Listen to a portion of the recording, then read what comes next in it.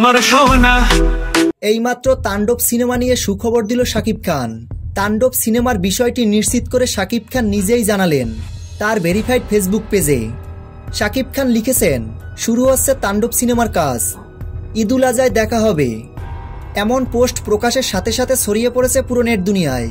জানা যায় তাণ্ডব সিনেমায় শাকিব খানের নায়িকা হিসেবে দেখা যাবে বাংলাদেশের জনপ্রিয় অভিনেত্রী জয়া আহসানকে। শাকিব খানের নায়িকা হিসেবে তাণ্ডব সিনেমায় অভিনয় করবেন এই সুন্দরী অভিনেত্রী। এই তাণ্ডব সিনেমার শুটিং খুব শীঘ্রই শুরু হতে যাচ্ছে। পরিচালক রায়হান রাফি জানান, তাণ্ডব আমার সবচেয়ে বড় একটি চমক। তাণ্ডব নিয়ে খুব শীঘ্রই প্রকাশ্যে আসবেন তিনি। তাণ্ডব সিনেমাটি মুক্তি পাবে আগামী কোরবানির ঈদে। জানা যায় তাণ্ডব সিনেমাটি নিয়ে ভক্তরা অনেক বেশি এক্সাইটেড। তো ভিউয়ার্স, তাণ্ডব সিনেমার নায়িকা নির্বাচন নিয়ে আপনাদের কোনো মন্তব্য থাকলে কমেন্ট বক্সে কমেন্ট করে জানিয়ে দিন। ভিডিওটি ভালো লাগলে একটা লাইক দিয়ে আমাদের পাশে থাকুন। ধন্যবাদ।